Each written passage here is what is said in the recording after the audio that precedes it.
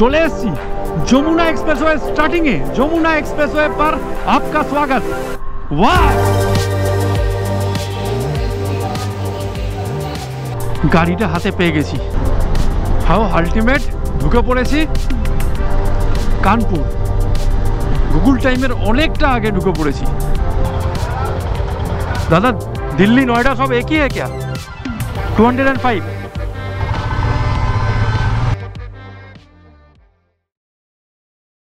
Good morning from Benares. और जेटा आज hello काल रातेर जार्नीटा खूब भालो छिलो, किन्तु जेटा हलो शेषेर दिके गाड़ी स्टार्टेर प्रॉब्लेम होच्छिलो। तो आज के सकाले जेटा करलाम एटार जोन्नो एकटु फेसे गेलाम। जेटा एखन करबो একটা ব্যাটারির দোকানে যাব, গিয়ে ব্যাটারিটা চেক করিয়ে দরকার নতুন ব্যাটারি লাগিয়ে নেবো। নাহলে কারণ যদি ওপরের দিকে প্রবলেম ফেস করি প্রবলেমটা বাড়াবাড়ি হয়ে যাবে। সময় রাতে একজনকে ফোন করেছিলাম, সে বললো 9:30টার সময় দোকান খুলে যাবে। সো এখন যাচ্ছি, দেখি। আর ব্যাটারি ব্যবস্থা করে গাড়িটা মোটামুটি একটা জায়গায় দাঁড় করিয়ে আজকে তারপরেই বেরোবো। আজকে আগ্রা পৌঁছানোর কথা 590 কিলোমিটার, জানি না কতটা যেতে পারবো। সেরকম হলে কানপুরে থেকে যাব। সো তারপরে ভাববো কি করা যায়। চলো আগে আগে দেখি কি হয়। চলে এসেছি বেনারস সিটির একদম ইউনিভার্সিটির গেটের সামনে। ইউনিভার্সিটির ভেতর দিয়ে এসেছি, ইউনিভার্সিটি গেটের সামনে চলে এসেছি। আর এখান থেকে ধরবো উল্টো দিকের রাস্তা, গুগল তাই দেখাচ্ছে। এখানে জ্যাম প্যাথেটিক, আমি আগেও এসেছি, এখানে প্যাথেটিক জ্যাম হয়। তো সকাল বাজে 9:15, তাতেই দেখো অবস্থা দেখো। এখান থেকে পেয়ে গেছি ব্যাটারি। ওইদিকে আমরনের শোরুম ছিল, ওখান থেকে নিয়েছি ব্যাটারি নিয়ে এখানে ব্যাটারিটা চেঞ্জ করাচ্ছি।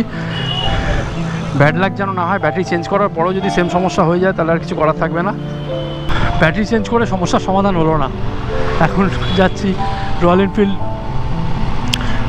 সার্ভিস সেন্টারে। তো এখান থেকে যেটা হবে, এখান থেকে যদি সলভ না হয় তাহলে বাড়ি ফিরে যেতে হবে। শুরুতেই এত হার্ডেল চলে এলো, ভালোও লাগছে না, মনটাই ভেঙে গেল। আর যেটা সব থেকে হলো সলভ হচ্ছে না, প্রবলেমটা সলভ করতে চাইছি, সলভ হচ্ছে না। তো চলে এসেছি রয়্যাল এনফিল্ড সার্ভিস সেন্টারে, খুরানা রয়্যাল এনফিল্ড। তো যেটা হবে জানি না এখানে কি সাপোর্ট দিতে পারবে আমাকে, ভালো সাপোর্ট না খারাপ সাপোর্ট জানি না, কত টাইম লাগবে। সো দেখি, তারপরে তোমাদের জানাচ্ছি। যেটা হলো পুরো লাকটাই খারাপ। এখানে রয়্যাল এনফিল্ডে নিয়ে এলাম গাড়িটা, এখানে বললো যে থ্রটেল বডি খারাপ হয়ে গেছে।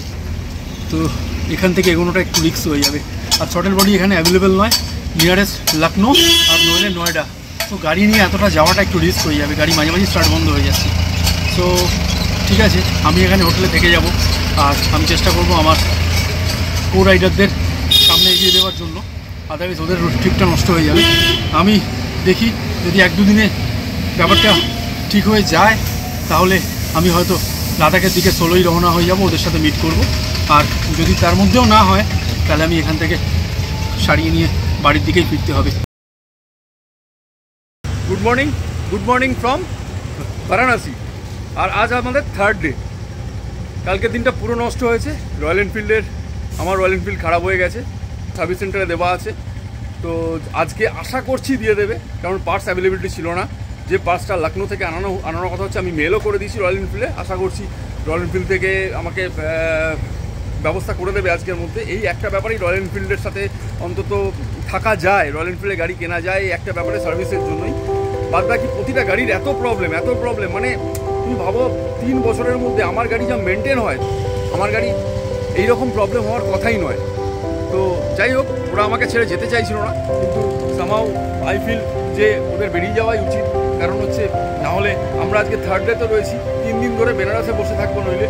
তো আমি চেষ্টা করবো গাড়িটা যদি 4টের মধ্যেও আমি পেয়ে যাই, আমি এখান থেকে অন্তত কানপুরের দিকে রওনা দিয়ে দেবো। কানপুর চলে যাওয়ার চেষ্টা করবো, ওরা যতটা পারে এগিয়ে যাক। নিশ্চয়ই আমি রাস্তায় কোথাও না কোথাও, আজকে নয় কাল বা পরশু কোথাও না কোথাও ওদের অবশ্যই ধরে নেবো আর তোমাদের আপডেট দিতে থাকবো। Bye happy journey. চল হ্যাঁ। এই বুকিংটা যেরকম ভাবে বললাম দুটো কর। হ্যাঁ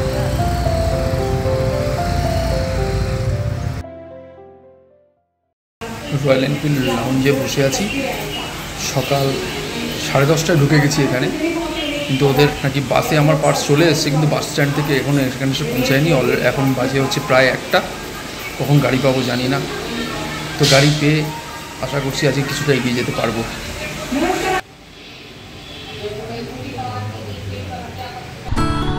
আলটিমেট গাড়িটা হাতে পেয়ে গেছি, রয়্যাল এনফিল্ড। কালকে দুপুরে দিয়েছিলাম আর এখন বাজে 3:40, হাতে পেয়েছি।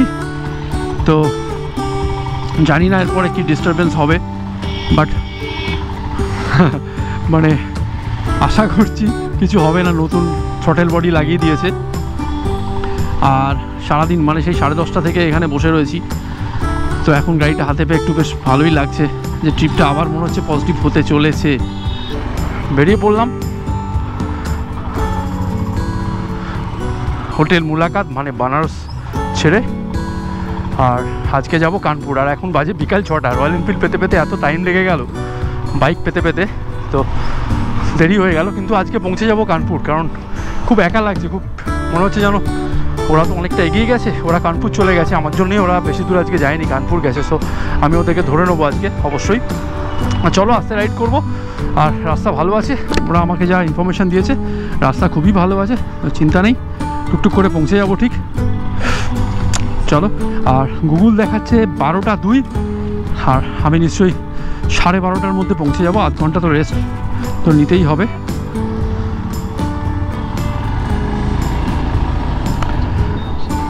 আর হোটেল মুলাকাত যেটায় আমি ছিলাম সেটা দেখো একদম হাইওয়ের ধারে, জাস্ট উঠেই আমি হাইওয়ে পেয়ে গেলাম। আর এখান থেকে আমাকে আজকে যেতে হবে 326 কিলোমিটার। আর এখন বাজে 6:20। রাস্তা এরকমই পাবো, শুধু শুধু গাড়ির জন্য অল ইজ ওয়েল বলতে শুরু করব মাঝে মাঝে। তো বাদ বাকি তো ঠিকই আছে। গাড়িটা যদি সাথ দেয় অবশ্যই আমি ঠিক সময় পৌঁছে যাব। হ্যাঁ, চাय मिलेगा? चाय मिलेगा? हाँ दीजिए ना। गर्मी नहीं लग रहा है क्या? चलाने से गर्मी नहीं लगता है, रुकने से लगता है।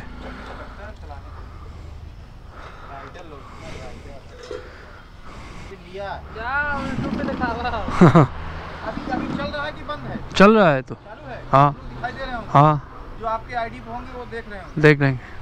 বেনারস থেকে বেরিয়ে চালিয়ে ফেলেছি 67 কিলোমিটার, 67 কিলোমিটার। আর এখন টাইম হয়েছে 9:35। একটা কারণেই টাইমটা একটু বেশি লাগছে, কারণ রাস্তার কন্ডিশন খুব ভালো, কিন্তু যেটা হচ্ছে সিঙ্গেল লেন রাস্তা। কিন্তু এখন অবধি সিঙ্গেল লেন রাস্তা পাচ্ছি আমি। সিঙ্গেল লেন রাস্তার অসুবিধাটা হচ্ছে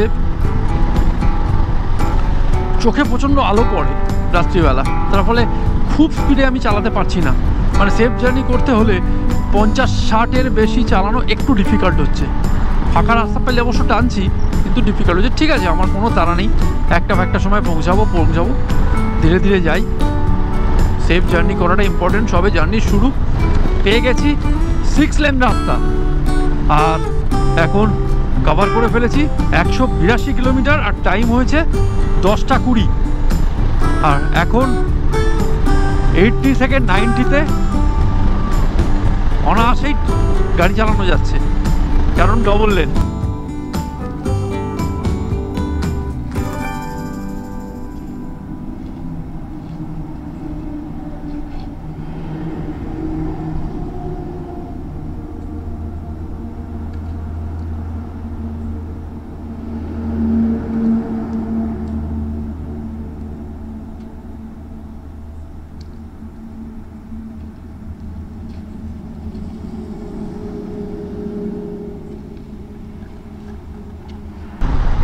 হাও আলটিমেট ঢুকে পড়েছি কানপুর।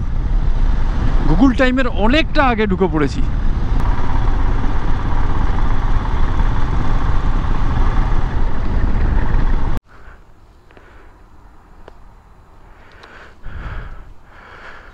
পৌঁছে গেছি হোটেল রাজধানী কানপুর। এখানে বাইকটা রেখে চললাম ওপরে। এখানে bike under CCTV surveillance, so খুব একটা প্রবলেম হবে না, কিন্তু পুরোপুরি শেড নেই, খালি সামনের দিকটা একটুখানি বাঁচবে বৃষ্টিতে, ঝিরি ঝিরি বৃষ্টি পড়ছে।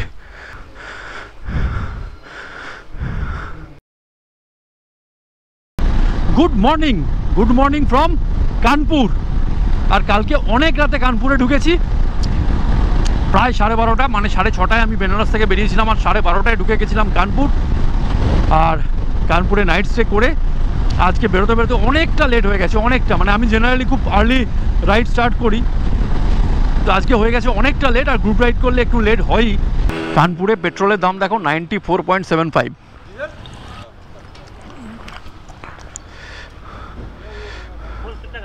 फुल करना है, कार्ड में हो जाएगा ना? दीजिए। हाँ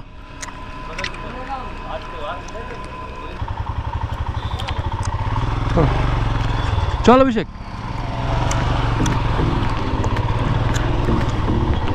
বাড়ি থেকে বেরিয়ে মানে বেঙ্গল থেকে বেরিয়ে ঢুকেছিলাম ঝাড়খণ্ড, তারপরে বিহার, আর তারপরে ইউপি, আর এখনও রয়েছি ইউপিতে। আর আজকে ঢুকবো দিল্লি, হয়তো হরিয়ানা, মানে যদি আম্বালা পৌঁছাতে পারি তার মানে হরিয়ানাও ঢুকে যাব। মানে বেঙ্গল থেকে লাদাখ আসার সব থেকে বড় চ্যালেঞ্জ হচ্ছে লাদাখ পৌঁছানো, লাদাখে রাইড করা নয়, সব থেকে বড় চ্যালেঞ্জ আমি মনে করি। আগ্রার পর থেকে ধরবো হচ্ছে যমুনা এক্সপ্রেসওয়ে। তো চলো, যমুনা এক্সপ্রেসওয়ে ম্যাপে দেখাচ্ছে, গুগল অনুযায়ী দেখাচ্ছে 3:30-র সময় আমরা ঢুকে যাব। আর 295 কিলোমিটার এখান থেকে এখনও। তো চলো, যত তাড়াতাড়ি পারা যায় যাই। আমার রাস্তাটা রাত্রিবেলা ক্রস করার আমার একদম ইচ্ছা নেই। সামনে দেখো আসিফরা যাচ্ছে, পুরো ফুল অন। হ্যাঁ, BMW অ্যাড হয়ে যাবে। বাপরে বাপ, কি লাগে যার ওরা দুজন, অন্য লেভেল। এই জায়গাটায় এসে পুরো কনফিউজড হয়ে গেলাম, এইদিকে যাব নাকি এদিকে যাব, গুগলে দেখে কিচ্ছু বুঝতে পারছি না।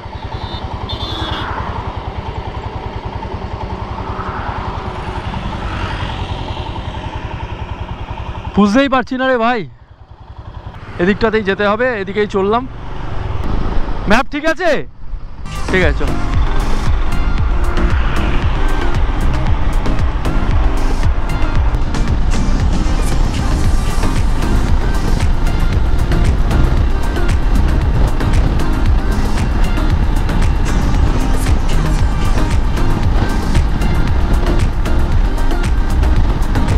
দেখো ইটুয়া দেখাচ্ছে 43, মানে আমরা ঠিকঠাক রাস্তাতেই এসেছি। এটাই হচ্ছে গুগলের প্রবলেম, কিছু কিছু জায়গায় না বুঝেই উঠতে পারি না কোন দিকে যাব।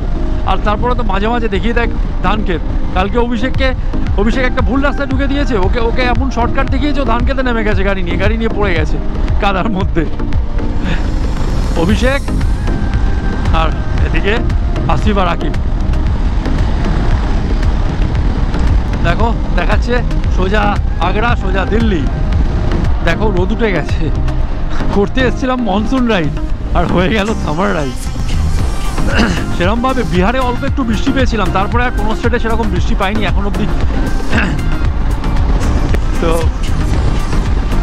লাদাখে আশা করছি বৃষ্টি পাবো না, বৃষ্টি পেলে ওখানে গিয়ে মনসুন রাইডটা কিন্তু একটু চাপেরই হয়ে যাবে।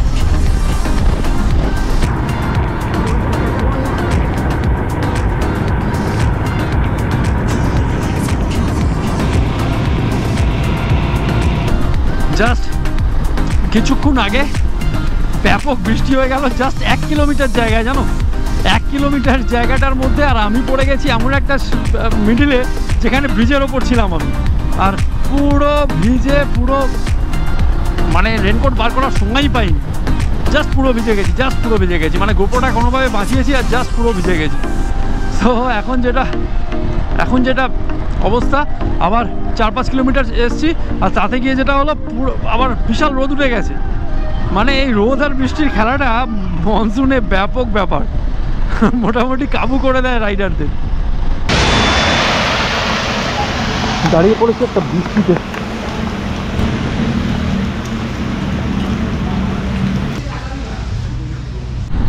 অল্প একটু স্ন্যাক্স খেয়ে নিয়েছি, কারণ আকিবের খুব খিদে পেয়েছে। আর এখান থেকে 55 কিলোমিটার দেখাচ্ছে যমুনা এক্সপ্রেসওয়ে। সো আগ্রা হচ্ছে 57, আগ্রা থেকে আমরা ধরে নেবো যমুনা এক্সপ্রেসওয়ে। আর যমুনা এক্সপ্রেসওয়ে হয়ে সোজা চলে যাব নয়ডা। আবার ওপরে দেখো কালো কালো হয়ে গেছে মেঘটা, মানে একটু রোদ পাচ্ছে একটু বৃষ্টি, এবার দাঁড়িয়ে বারবার গোপ্রোটাকে ঢোকাতে হচ্ছে আর রেনকোট পরতে হচ্ছে, কঠিন অবস্থা।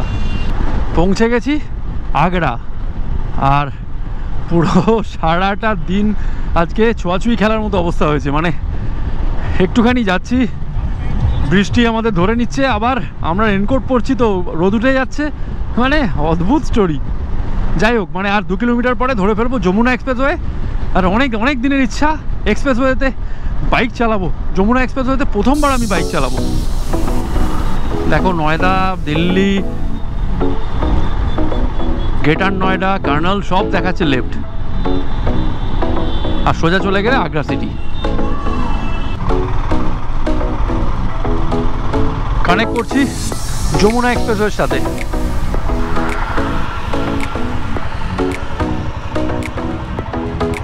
दादा यहाँ से यमुना एक्सप्रेसवे स्टार्ट होता है ना? यही यमुना एक्सप्रेसवे है और नोएडा यहाँ से ही जा सकते हैं। Thank you thank you. चले যমুনা एक्सप्रेसवे स्टार्टिंग है। যমুনা एक्सप्रेसवे पर आपका स्वागत। वाह,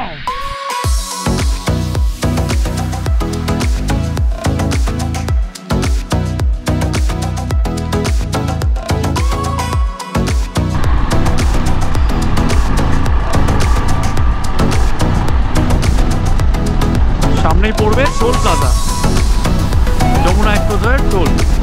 দেখছি চলো কত টাকার টোল লাগে। দেখার যে বাইকের কি আলাদা লেন আছে নাকি যে কোনো লেনেই ঢোকা যাবে। টু হুইলার, হ্যাঁ টু হুইলারে আলাদা লেন আছে। দেখো দেখাচ্ছে টু হুইলার দুটো ক্রস ক্রস দেখাচ্ছে, টু হুইলারে আলাদা লেন দেখাচ্ছে।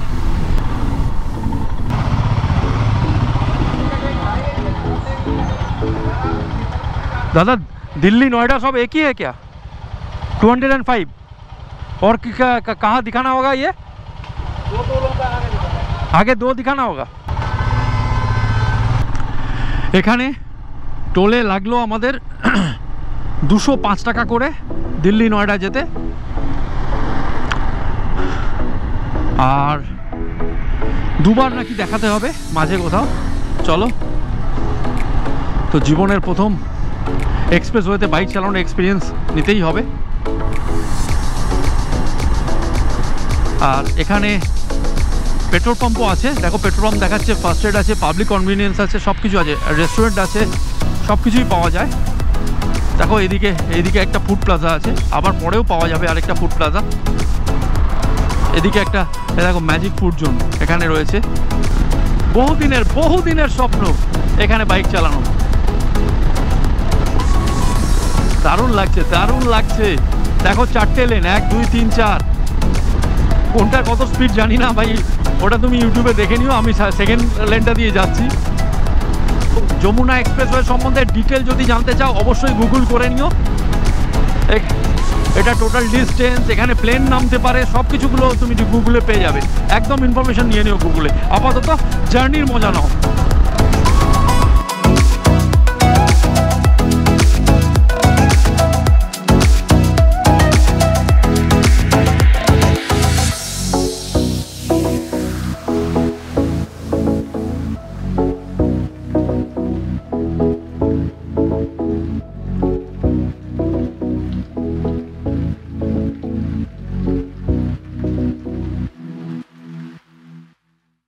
দেখো দারুণ একটা সূর্যাস্ত হচ্ছে, সামনেই রয়েছে পেট্রোল পাম্প।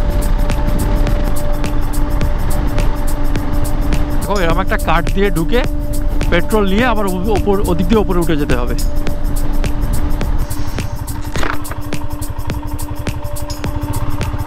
বাপ রে বাপ, গাড়ির লাইন দেখো।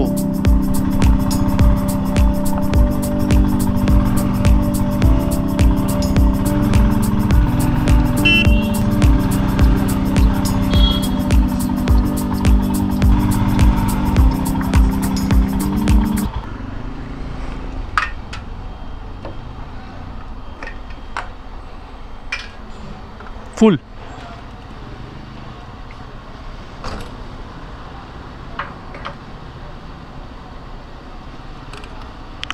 এখানে পেট্রোলের দাম 94.36।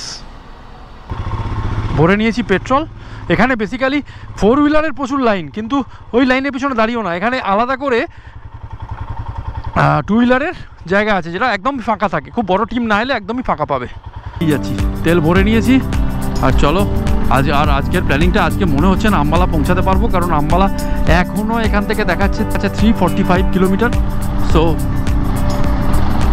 একদমই পারবো না মনে হচ্ছে, কারণ নাহলে রাতে রাইড করতে হবে, প্লাস সকালে বেরোতে দেরি হয়ে যাচ্ছে। তো সেটা একদম ভুল প্ল্যানিং হচ্ছে, কারণ যে কোনো রাইডে আমার মনে হয়, আমার এক্সপিরিয়েন্স বলে সকালটাতে যত খুশি টেনে টুনে রাইড করা যায়, কিন্তু রাতে তো আর করা যায় না। সো দরকার নেই।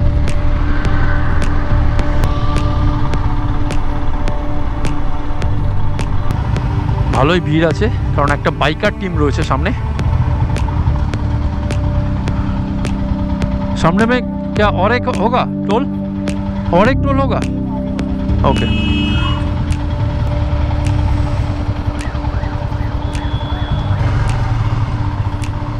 আর সামনে আরেকটা টোল পড়বে, সেখানেও এই পার্চিটা দেখাতে হবে, মানে এই টোকেনটা দেখাতে হবে।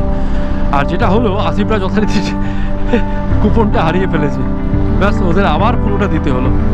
এটাই হচ্ছে এখানে ব্যাপার, খুব যত্ন করে রেখো কুপনটা, আদারওয়াইজ কিন্তু বারবার দিতে হবে। হয়ে গেছে, এখানে লাস্ট টোলে ঢুকে পড়লাম, গ্রেটার নয়ডা।